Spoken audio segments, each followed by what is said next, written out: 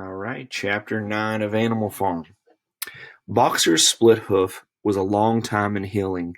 They had started the rebuilding of the windmill the day after the victory celebrations were ended. Boxer refused to take even a day off work and made it a point of honor not to let it be seen that he was in pain. In the evenings, he would admit privately to Clover that the hoof troubled him a great deal. Clover treated the hoof with poultices of herbs, so small amounts of herbs, which she prepared by chewing them, and both she and Benjamin urged Boxer to work less hard. A horse's lungs do not last forever, she said to him, but Boxer would not listen. He had, he said, only one real ambition left: to see the windmill well under way before he reached the age for retirement. At the beginning, when the laws of Animal Farm were first formulated, the retiring age had been fixed for horses and pigs at 12, for cows at 14, for dogs at 9, for sheep at 7, and for hens and geese at 5. Liberal old age pensions had been agreed upon. As yet no animal had actually retired on pension, but of late the subject had been discussed more and more. Now that the small field beyond the orchard had been set aside for barley, it was rumored that a corner of the large pasture was to be fenced off and turned into a grazing ground for superannuated animals, so animals that have retired. For a horse, it was said, the pension would be 5 pounds of corn a day, and, in winter, 15 pounds of hay, with a carrot or possibly an apple on public holidays. Boxer's 12th birthday was due in the late summer of the following year. So Boxer is getting older, okay? And Boxer, as we see in this first paragraph, go back, is being urged to work less, but his ambition is to see the windmill well underway before he reaches retirement, okay? And he is badly injured, and will never admit it, okay? Refuses to admit it otherwise. Meanwhile, life was hard. The winter was as cold as the last one had been, and food was even shorter. Once again, all rations were reduced, except those of the pigs and the dogs. A rigid equality in rations, Squealer explained, would have been contrary to the principles of animalism. So, except for the pigs and dogs, they got more rations. A too rigid equality in rations, Squealer explained, would have been contrary to animalism. Which, no, that's completely incorrect. It was animalism equaled equality in the beginning. Okay, it's just not the case. In any case, he had no difficulty in proving to the other animals that they were not in reality short of food, whatever the appearance might be. For the time being, certainly, it had been found necessary to make a readjustment of rations. Squealer always spoke of it as a readjustment, never a reduction. But in comparison with the days of Jones, the improvement was enormous. Reading out of the figures in a shrill, rapid voice, he proved to them in detail that they had more oats, more hay, more turnips than they had in Jones's day, that they worked shorter hours and their drinking water was better quality, that they lived longer, that a larger portion of their young ones survived infancy, and that they had more straw in their stalls and suffered less from fleas. The animals believed every word of it. Truth to tell, Jones and all he stood for had almost faded out of their memories. They knew that life nowadays was harsh and bare, that they were often hungry and often cold. So, again, are things better than it was in Jones? No. But propaganda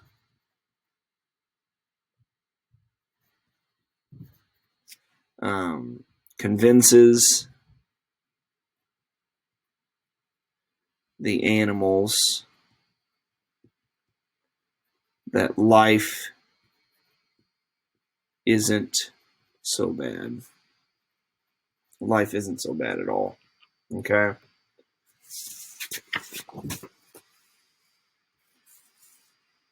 And that they were usually working when they were not asleep. But doubtless it had been worse in the old days.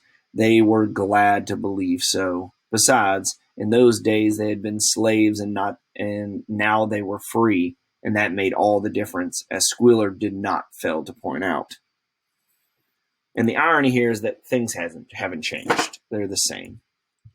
There were many more mouths to feed now. In the autumn, the 4 sows had all littered about simultaneously, producing 31 young pigs between them. So 31 sows would give birth to 31 pigs between them.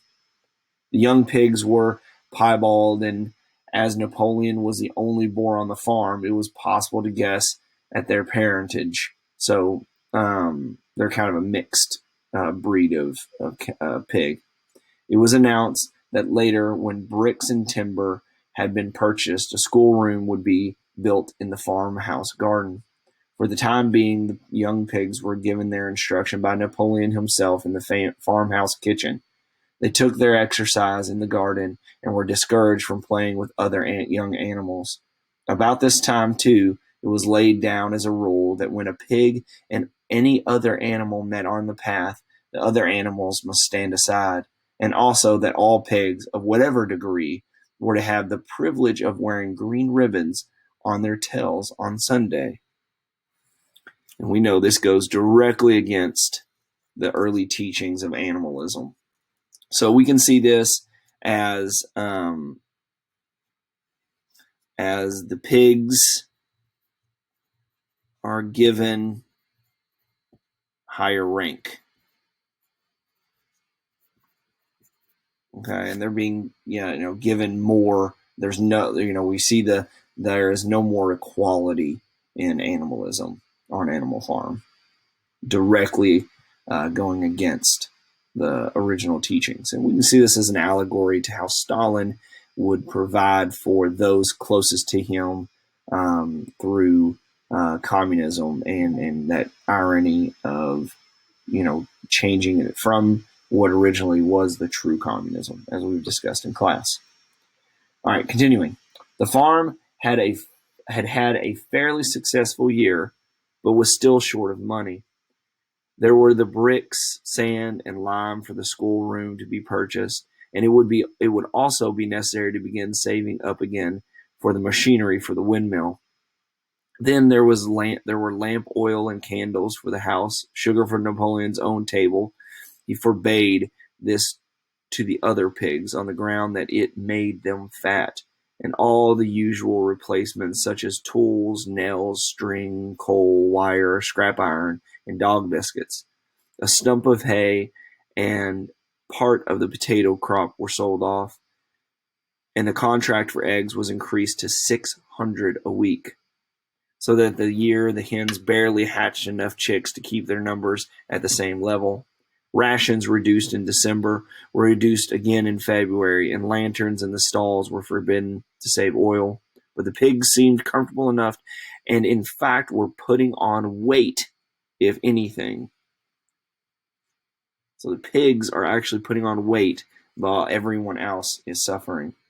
One afternoon in late February, a warm, rich, appetizing scent, such as the animals had never smelt before, wafted itself across a yard from a little brew house which had been disused in Jones's time, and which stood beyond the kitchen. Someone said it was a smell of cooking barley. The animals sniffed the air hungrily and wondered whether a warm mash was being prepared for their supper. But no warm mash appeared, and on the following Sunday it was already been sown with barley. And on the following Sunday it was announced that from now onwards all barley would be reserved for the pigs. The field beyond the orchard had already been sown with barley, and the news soon leaked out that every pig was now receiving a ration of pint of beer daily, and with half a gallon for Napoleon himself, which was always served to him in a Crown Derby soup tureen. But if there were hardships to be borne, they were partly offset by the fact that life nowadays had a greater dignity than it had before. There were more songs, more speeches, more processions. Napoleon had commanded that once a week there should be held something called a spontaneous demonstration, the object of which was to celebrate the struggles and triumphs of Animal Farm. At the appointed time, the animals would leave their work and march round the precincts of the farm in military formation, with the pigs leading, then the horses, and the cows, and the sheep, and then the poultry. The dogs flanked the procession, and at the head of all marched Napoleon's black cockerel, a big crow, a black chicken that would crow and kind of like speak out and announce Napoleon.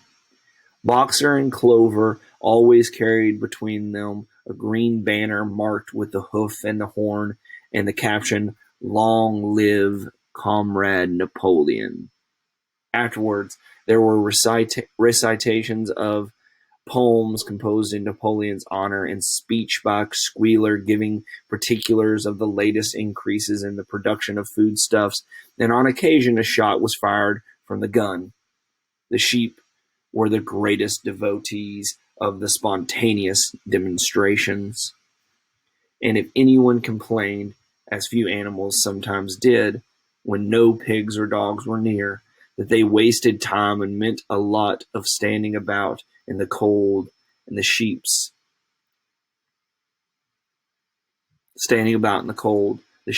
were sure to silence them with a tremendous bleating of 4 legs good, 2 legs bad. But by and large the animals enjoyed these celebrations. They found it comforting to be reminded that after all they were truly their own masters, and that the work they did was for their own benefit. So that what with the songs, the processions, Schuyler's list of figures, the thunder of the gun, the crowing of the cockerel, and the fluttering of the flag, they were able to forget that their bellies were empty at least part of the time. So there was this celebration of freedom of the animals.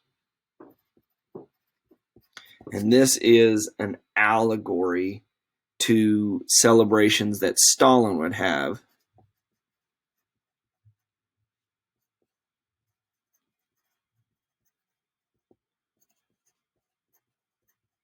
in which they would march in military uniforms and in great triumph of the successes of communism. And they would fly these flags of images of Karl Marx and Lenin and Stalin, and comparing each of them and just showing the great successes, although the people were suffering. And this idea that they were no longer slaves. They were no longer slaves to Mr. Jones, or no longer slaves to Tsar Nicholas, or to capitalism. This idea would embolden them. And the book here kind of makes this reference to the fact that they'd rather be starving of their own accord than a slave to their former masters. But what the irony is they are still slaves. And who are they slaves to? Who are they basically owned by? And that's Napoleon. Okay? They've been convinced that Napoleon is their freedom, but it's not. It's the other way around. And that's the irony. All right, let's keep going. In April, Animal Farm was proclaimed a republic, and it became necessary to elect a president. There was only one candidate, Napoleon, who was elected unanimously. On the same day, it was given out that fresh documents had been discovered, which revealed further details about Snowball's complicity with Mr. Jones.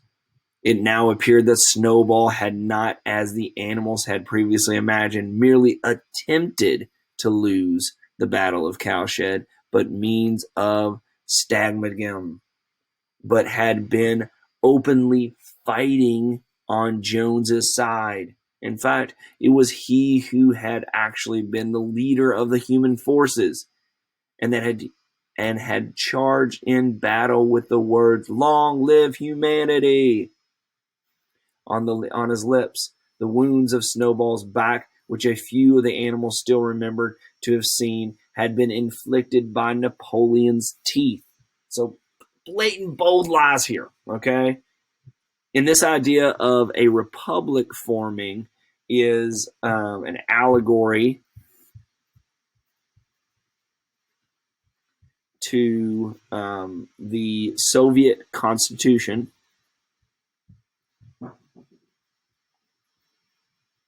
that was written in the 1930s, that was supposed to be one of the most democratic, free wielding documents, but had no real impact. And really the only person that could continue to have power was Napoleon, or in the time of the Bolshevik Revolution and Stalin's reign, only Stalin.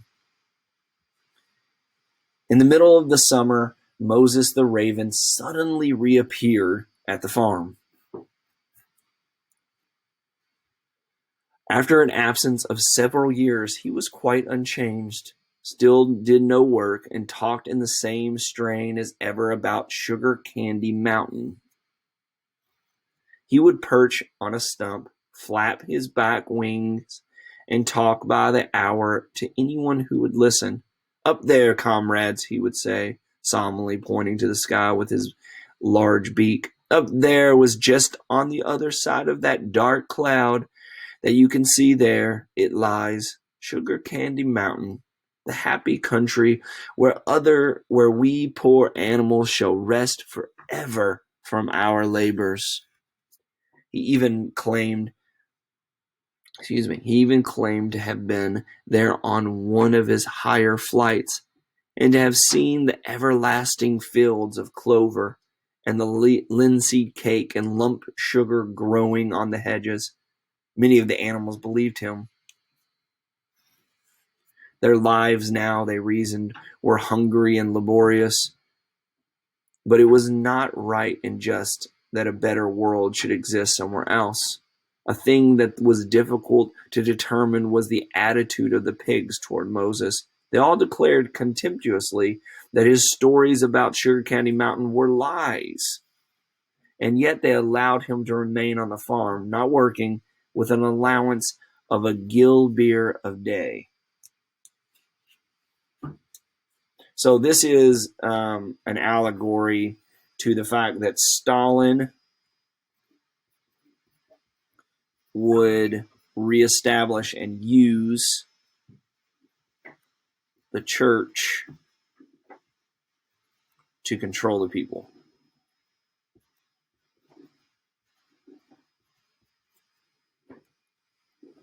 After his hoof had healed up, Boxer worked harder than ever. Indeed, all the animals worked like slaves that year. Apart from the regular work on the farm and the rebuilding of the windmill, there was the schoolhouse for the young pigs.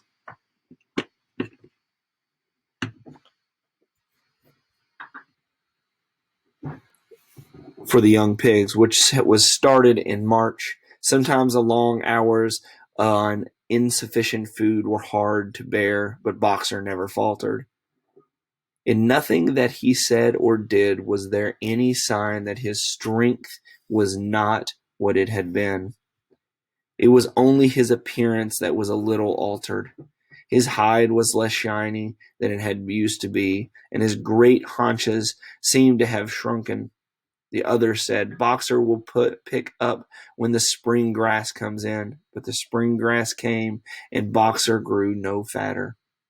Sometimes on the slopes leading to the top of the quarry, When he had braced his muscles against the weight of some vast boulder, it seemed that nothing kept him on his feet except the will to continue. At such times his lips were seen to form the word, "I will work harder." He had no voice left. Once again Clover and Benjamin warned him to take care of his health, but Boxer paid no attention. His 12th birthday was approaching. He did not care what happened so long as good store of stone was accumulated before he went on pension. Late one evening in summer, a sudden rumor ran round the farm that something had happened to Boxer.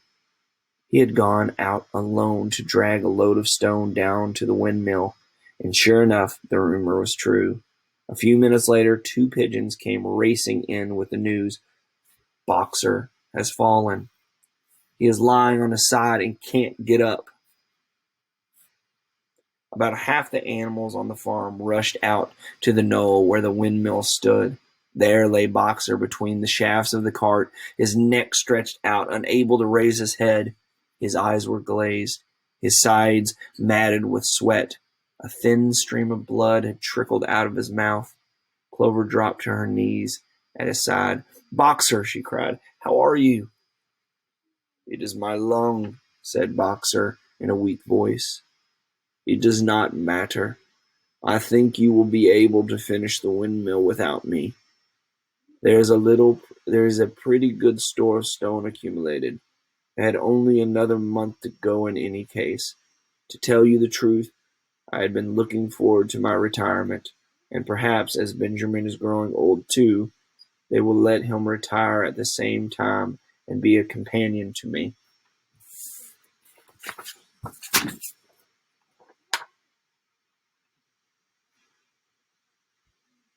"We must get help at once," said Clover. "Run, somebody! Tell Squealer what has happened." All the other animals immediately raced back to the farmhouse to give Squealer the news. Only Clover remained, and Benjamin, who lay down at Boxer's side, and without speaking, kept the flies off of him with his long tail. After about a quarter of an hour, Squealer appeared, full of sympathy and concern. He said that Comrade Napoleon learned with the very deepest distress of this misfortune to one of the most loyal workers on the farm, and was already making arrangements to send Boxer to be treated at the hospital at Willington. The animals felt a little uneasy at this, except for Molly and Snowball. No other animal had ever left the farm, and they did not like to think of their sick comrade in the hands of human beings. However, Squealer easily convinced them that the veterinary surgeon in Willingdon could treat Boxer's case more satisfactorily than could be done on the farm, and about half an hour later, when Boxer had somewhat recovered, he was with difficulty. However, Squealer easily convinced them. Oh, sorry. Except for Molly and Snowball, no other animal had left the farm. However, Squealer easily convinced them that the veterinary surgeon in Willington could treat Boxer's case more satisfactorily than could be done on the farm. And about half an hour later, when Boxer had somewhat recovered, he was with difficulty got on to his feet and managed to limp back to his stall, where Clover and Benjamin had prepared a good bed of straw for him. For the next 2 days, Boxer remained in his stall. So Boxer has fallen.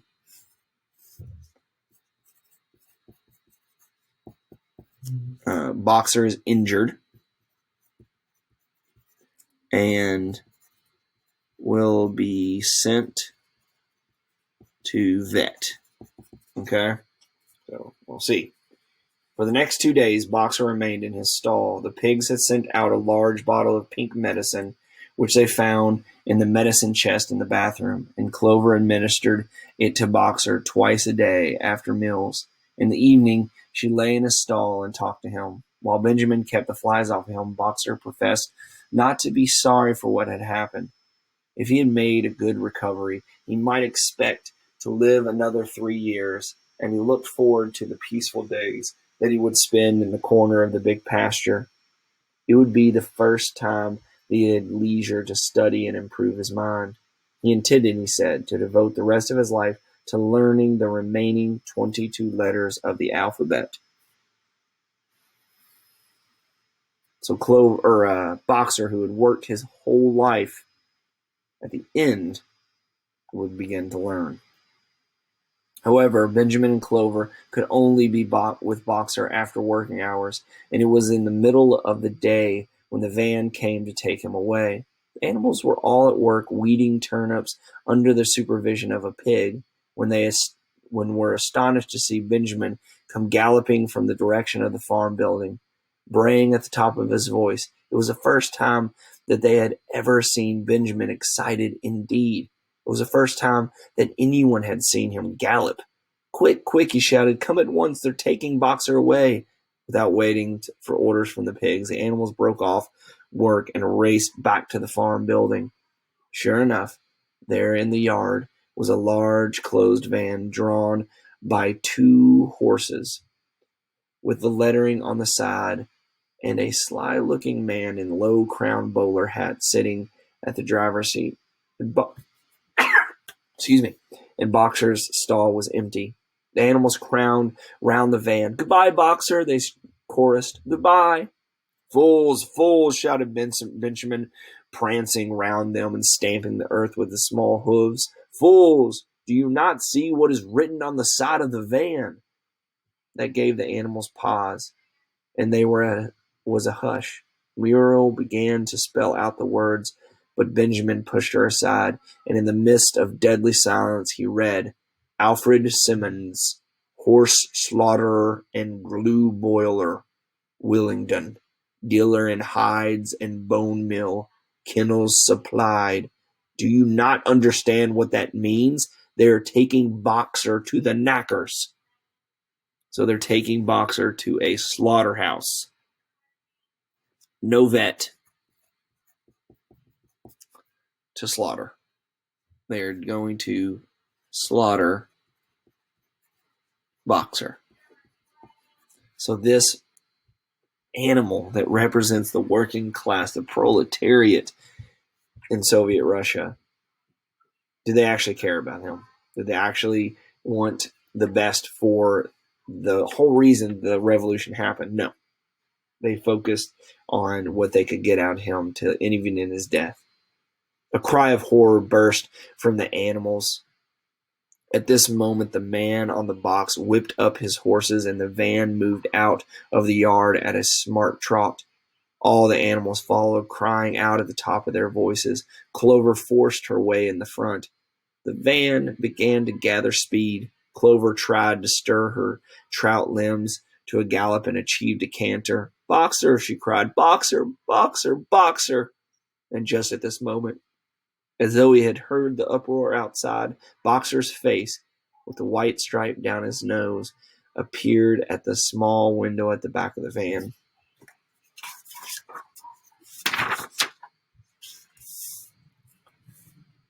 "Boxer!" cried Clover in a terrible voice. "Boxer! Get out! Get out quickly! They're taking you to your death!" All the animals took up the cry of "Get out, Boxer! Get out!" But the van was already gathering speed and drawing away from them. It was uncertain whether Boxer had understood what Clover had said, but a moment later his face disappeared from the window, and there was a sound of a tremendous drumming of hooves inside the van. He was trying to kick his way out. The time had been when a few kicks from Boxer's hooves would have smashed the van into matchwood, but alas, his strength had left him.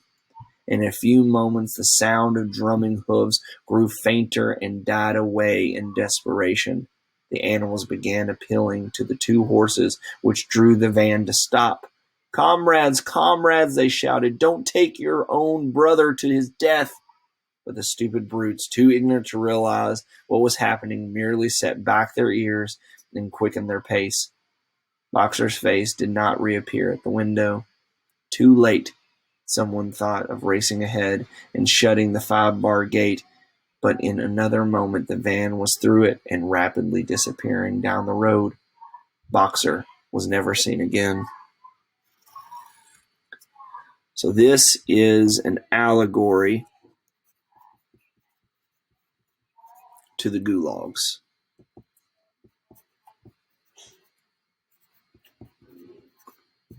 in which people would disappear to their deaths and be forced and taken there by their comrades to end their life working. And this is kind of that sad kind of analogy to that. 3 days later, it was announced that he had died in the hospital at Willingdon. In spite of receiving every attention a horse could have, Squealer came to announce the news to the others. He said, been present during Boxer's last hours. It was the most affecting sight I have ever seen, said Squealer, lifting his trotter and wiping away a tear. I was at his bedside at the very last, and at the end, almost too weak to speak, he whispered in my ear that his sole sorrow was that had to have passed on before the windmill was finished. Forward, comrades, he whispered. Forward in the name of rebellion. Long live Animal Farm. Long live Comrade Napoleon. Napoleon is always right. Those were his very last words, comrades. Of course, a lie. Here Squealer's demeanor suddenly changed. He fell silent for a moment, and his little eyes darted suspiciously glancing from side to side before he proceeded. It had come to his knowledge, he said, that a foolish and wicked rumor had been circulated at the time of Boxer's removal. Some of the animals had noticed that the van which took Boxer away was marked Horse Slaughterer, and had actually jumped to the conclusion that Boxer was being sent to the knackers. It was almost unbelievable, said Squealer, that any animal could be so stupid. Surely, he cried indignantly, whisking his tail and skipping from side to side, surely they knew their beloved leader, Comrade Napoleon, better than that. But the explanation was very, very simple. The van had previously been the property of the knacker, and had been brought by the veterinary surgeon, who had not yet painted the old name out. That was how the mistake had arisen. Clear lies.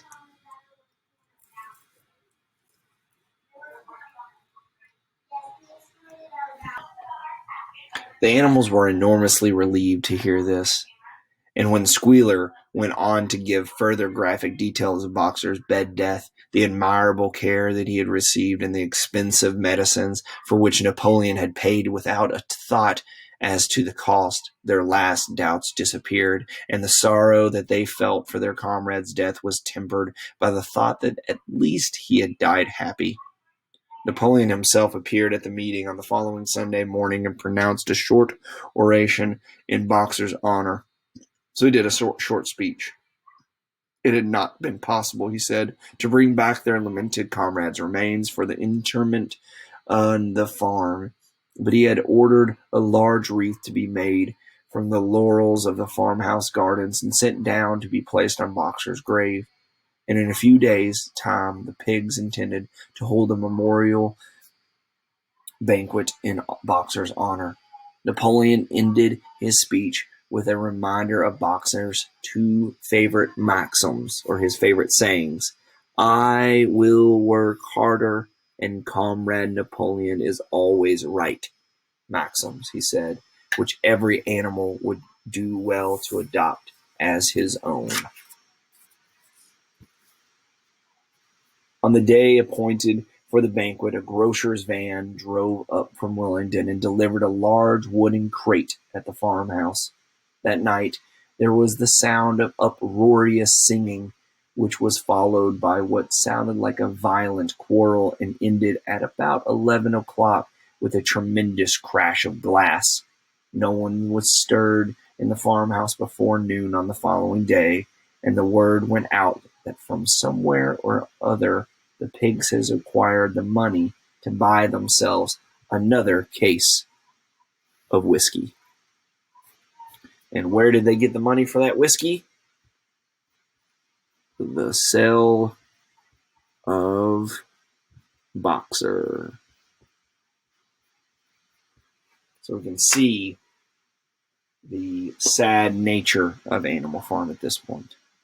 All right, make sure to go over into your allegory chart for Animal Farm and get that updated for this chapter. We'll be finishing the book tomorrow.